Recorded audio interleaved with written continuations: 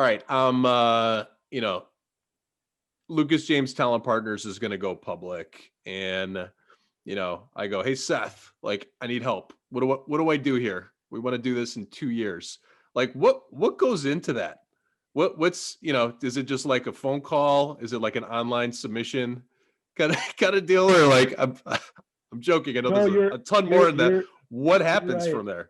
Yeah, you're right. It's for us, we kind of simplify it, if you will, down to let's have a whiteboard session, let's lay out a plan, right? And so 2 year timeline, that's a great amount of time, right? I mean, a lot of times we're actually coming in, it's 90 days, 180 days, it's a little bit of a quicker timeline. And so with that, I mean, the planning stages, you're going to bring in different parties to that conversation, right? The underwriters and bankers are going to have their view of when's the right time to list that company.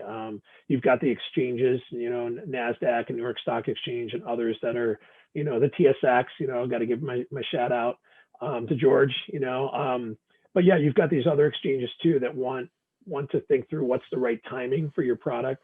So you're going to get lots of different views, right? And so what we do is we try to bring in, the law firms, the bankers, the founders. We all kind of sit down and we say, hey, let's lay out a plan. And that's the fun part, right? Because then you can create realistic milestones, and and once again, keeping this high level, but really just think about project management 101. How do you divide and conquer, to execute on a project? So if you think about it that way, it sounds a lot easier said than done.